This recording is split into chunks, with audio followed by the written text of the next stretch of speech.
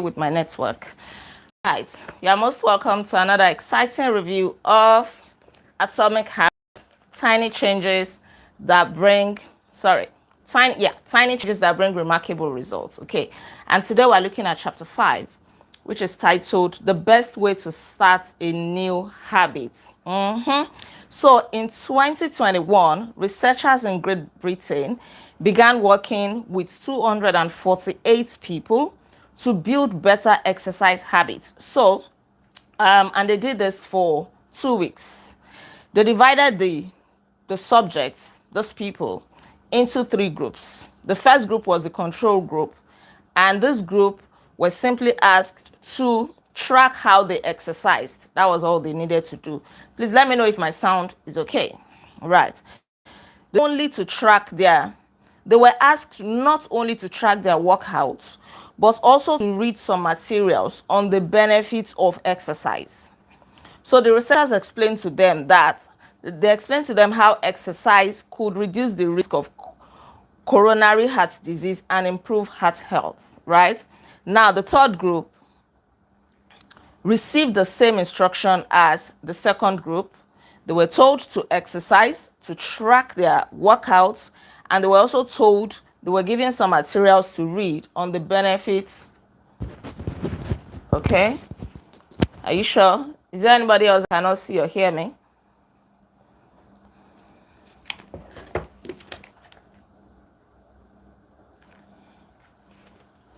If you can hear me or see me, let me know. Somebody said you can't hear or see me. Can you hear me? Oh, fantastic. Thank you. So, Mr. Olumuyiwa, you may want to check your connection. All right. Thank you very much. All right. So, I was talking about the second group. They received the same instruction. Sorry, the third group received the same instruction as the second group. They were told to work out, to track their exercises. They were given materials to read on the benefits of exercising. But not only that, they were told to formulate a plan for when and where they would exercise over the following week. So, for example, each member was required to complete the following sentence like this. During the next week, I will participate in at least 20 minutes of vigorous exercise on a particular day, a particular time, and a particular place. So, for example, I would say, I will do 30 minutes of exercise on Monday at 7 a.m. in my compound. Right. That was what they were told to do. Where would you do it? On what day would you do it? When and where? Okay. So the first and second group, 35 to 38% of people exercised at least once in a week. That was very interesting. But a more interesting fact is that the motivational presentation given to the second group, that is the motivation group, that were told that, exercise is so beneficial to you. They were told to read materials, how exercise could improve their heart health and all of that. There was no change, no meaningful impact on that motivation on them. Now, the most interesting fact is that 91%, double the control group and the motivation group put together, 91% of the third group exercised at least once in a week. Now, this is teaching us a very big lesson. It shows that the sentence that they filled out, that the researchers told them to fill out on the day, the time, and the place where they would exercise, referred otherwise to, an implementation intention, something called implementation intention.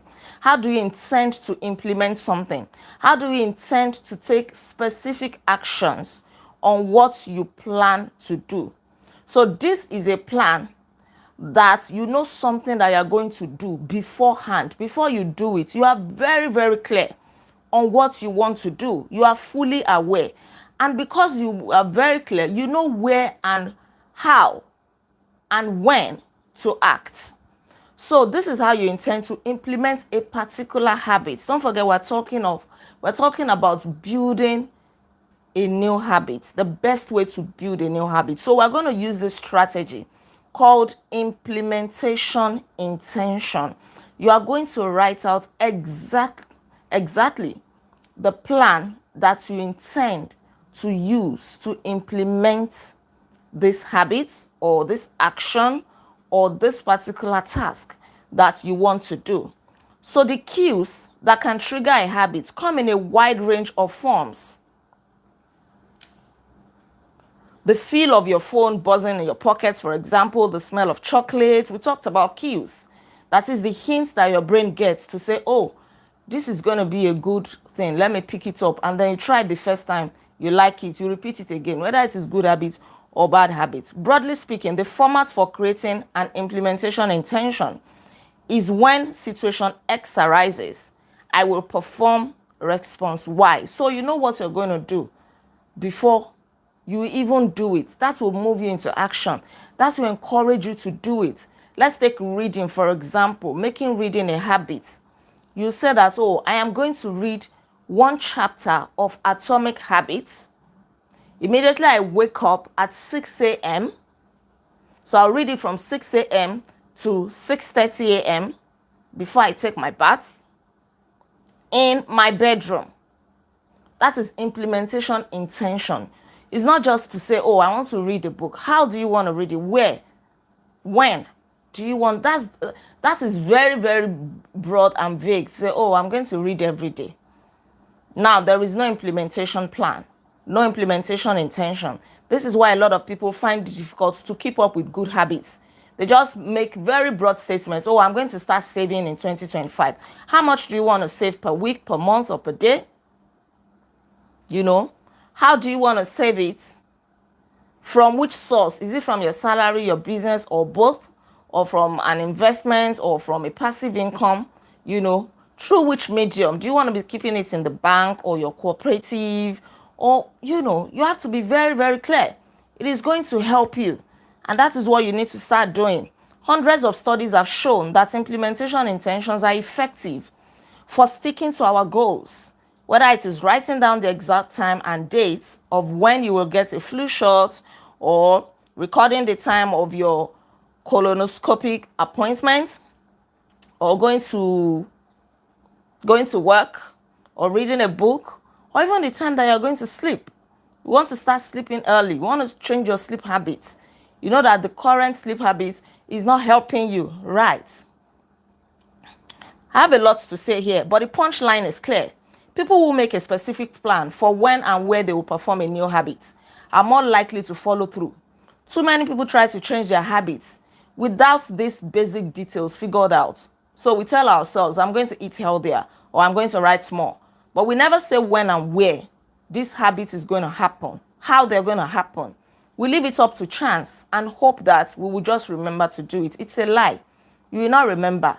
You think that, oh, when the time comes, you are going to be motivated, you will do it. No, because there's no concrete plan in place. An implementation intention sweeps away foggy notions like I want to work out more, I want to be more productive, I should vote, I want to save, I want to become a better reader, and things like that. I want to become a better mom, a better dad, and all of that, right? Or you just say, I want to be rich. A lot of people say, oh, I want to be rich, I want to be wealthy. How? What is your implementation intention? What business are you currently doing? How do you intend to be rich? Do you plan to save and invest? How much? At what frequency? What do you want to invest in? Don't just say, I want to be rich. It is very, very vague. And to what tune do you want to be rich? Do you want to be $1 billion rich or 100,000 naira rich by the end of 2025? You even put a goal to it, a target, a time limit. By the end of 2025, I want my wealth to have grown to $10 billion. You see, because rich is different from rich. Your own rich may not be my rich. But then if you attain your rich, if your own rich is 1 million naira, once you attain it, you are rich. But if my own rich is $1 billion, so 1 million naira is not going to mean anything to me. That's why you need to define it, so that when you attain it, at least it can give you some level of happiness and satisfaction and fulfillment that, yes, you attain your goal, no matter how small it is. So you lack clarity and motivation. Many people think they lack motivation. Sorry. not clarity and motivation. Many people think they lack motivation, but what they actually lack is clarity. Because you are not clear about it, you don't want to do it. You are not even motivated to do it. So clarity can be a source of motivation. Now let's move on to something else. Habit stacking. This is a simple plan to overhaul your entire habits. And this habit stacking originated from a man called Denis Diderot. I hope I pronounced it right? Diderot. He was a French philosopher who lived nearly his entire life in poverty. But all that changed one day in 1765 when his daughter wanted to get married and he did not have any money to sponsor his daughter's wedding. It became a big concern to him. Even though he participated, he was a co-founder or a co-writer of one of the most comprehensive encyclopedias of that time. He was still very, very poor. But then Catherine the Great, the Empress of Russia, heard of his financial predicament, and she was really, really moved. So she decided to buy Diderot's personal library for £1,000. That is estimated to be $150,000 today, but it's not even today because this book was written as far back as 2018 or so. Let me quickly check. Yeah, 2018. That was like 7 years ago. Maybe if we do another estimate, it may come to like $200 right now. I'm not sure, but it's definitely worth more than $150,000 as of now. So the Empress decided to buy his entire library for £1,000 as of 1765. That was a long time ago. And suddenly, Diderot had money to spare. He did not only finance his daughter's wedding, he even had money to acquire a scarlet robe for himself. And the moment he acquired this scarlet robe, what happened to him? He started to see every of his other possessions as below standard. Like they didn't even meet up. This scarlet robe was so beautiful, it was so neat, it was so outstanding. And every other thing that he had did not even compare to the beauty and the quality of this scarlet robe. So what did he do?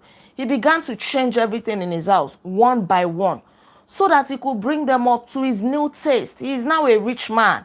Am I the owner of this beautiful scarlet robe? How come this table is like this? How come my rug is like this? How come my TV is like this? They are below standard. He began to change everything one after the other. He decorated his home with expensive sculptures. He bought a mirror to place above the mantel and a better kitchen table. He tossed aside his old straw chair for a leather one. You know, he began to make one purchase after the other, one purchase after the other. And it is established here that Diderot's behavior is not uncommon. We all can relate to it. In fact, the tendency for one purchase to lead to another purchase has a name, and that is the Diderot effect. So in case you buy one thing and it leads you to buy another thing, you have experienced the Diderot effect. The Diderot effect states that obtaining a new possession often creates a spiral of consumption that leads to another purchases. You buy a new dress and then you want to buy a shoe to match, especially for ladies. Then you're like, this gold earring will not match it. Let me buy a green one. You buy the gold earring. You're like, oh, this hair is not even befitting. Let me go and do a better hairstyle. Oh, I need a new bangle. Oh, what about a new necklace to match? And then before you know it, you plan to buy one thing. You end up buying 7 things. That's the Diderot effect. You can spot this pattern everywhere. It is so, so common in our days today. Many human behaviors follow this cycle.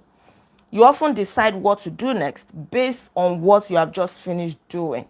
So there is this spiral effect that comes with the human behavior. You just finished probably eating a bowl of rice, right? And there is this behavior to follow it up with a bottle of Coke, for example, because your brain has studied that, okay, this should be followed by a bottle of Coke. And the next time you eat a bowl of rice, you want to gulp it down with a bottle of Coke. Oh, you like Pepsi. You see, they are beginning to confess, you know. Or maybe when you wake up in the morning, you go to the bathroom, you brush your teeth, then you want to use the toilet right? It is something that you are used to. When you come out, probably your wife is not around, you want to call your wife. It has become like a habit. No behavior happens in isolation. Each action becomes a cue that triggers the next behavior. And the more you do it, the more it becomes a habit for you. Now, this Diderot effect can be so helpful in forming new habits. This means that one behavior will lead to another, just like the Diderot effect, that one purchase will lead to another purchase and the next purchase and the next purchase. Now you can use this to create a habit. After a current habit that you are used to, the habit of probably waking up, right? Then you follow it with a new habit. For example, when it comes to meditation, you say, oh, after I pour my cup of coffee each morning, I will meditate for 1 minute. Or maybe when it comes to marriage, after I get into bed at night, I will give my partner a kiss. Or when it comes to safety, after I put on my running shoes, I will text a friend or family member where I am running and how long it will take. You see, you already have an established habit of putting on your running shoes. You now want to follow it with a new habit that, oh, when you immediately do that, you want to put a call through to your loved ones. That is habit stacking, putting one habit on top of another. So take advantage of the natural momentum of the habits that you have already built before, your already existing behavior, to quickly do a new one, to quickly form another habit. Maybe for you, after reviewing this, after attending book reviews every night, before you sleep, you will pray for 10 minutes. You want to quickly take advantage of that. That's okay. This is an established habit. You read and review books every night at 9 p.m. Nigerian time. The moment you are done, on or before 9:30 p.m., you are going to make sure you pray for 30 minutes. And then you stick to that. You follow it through. You write where you are going to pray. Don't forget implementation intention. For how many minutes? 10 minutes. On which day? Every day, Monday to Saturday or Monday to Sunday. Where? In my bedroom. You put it there. It will guide you, and have the discipline and the determination to follow it through. Don't forget, you don't follow through with your habits, not because you lack motivation, but because you lack clarity. You want to be rich. How do you want to be rich? You have no idea. What business are you currently doing? What job are you currently doing? How much salary are you receiving? How much can you be putting aside every day or every week or every month, towards your financial goal? Exactly. So stack up your habits. I particularly like some of the examples here, like exercise. I'm going to read everything because you can pick something from it. Exercise. When it comes to exercise, you say, when I see a set of stairs, I will take them instead of using the elevator. When it comes to social skills, you can say, when I walk into a party, I will introduce myself to someone I don't know yet. That's a very good thing to do. I'm recommending that. When it comes to finances, you can say, when I want to buy something over $100 or over 10,000 naira, as the case may be, I will wait 24 hours before purchasing so that you can be sure that you're not buying on impulse, so that you don't buy things and then you discover that you shouldn't have bought them in the first place. Or when it comes to healthy eating, when I serve myself a meal, I would always put veggies on my plate first. Or when I finish eating, I will drink water instead of a fizzy drink. Minimalism. When I buy a new item, I will give something away, one in, one out. Or when it comes to mood, you can say, when the phone rings, I will take a deep breath and smile before answering. I need to start implementing that, so that somebody will not ask over the phone, are you sleeping? And you say, no, I'm not sleeping. And so why are you sounding dull? Because there's no excitement in your voice. Or when it comes to forgetfulness, you can say, when I leave a public place, I will check the table and chairs to make sure I don't leave anything behind. This one has even become my own habit, right? So don't ask yourself to do a habit when you are likely to be occupied with something else.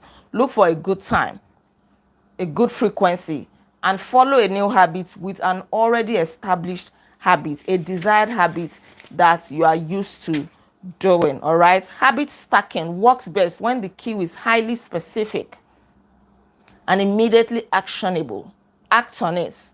Habits like read more or eat better are worthy causes, but these goals do not provide instruction on how and when to act.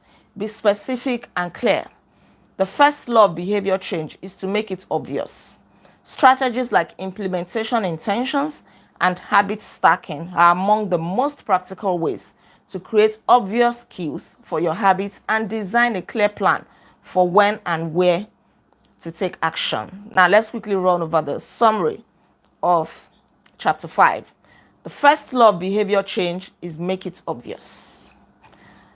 Number 2, the most common cues are time and location. If you know when you want to do something, where you want to do it, and also how you want to do it, it will really help you. Number 3, creating an implementation intention is a strategy you can use to pair a new habit with a specific time and location. Number 4, the implementation intention formula is I will, then you put the behavior at time and location. I will exercise at 7 a.m. every Monday in my living room.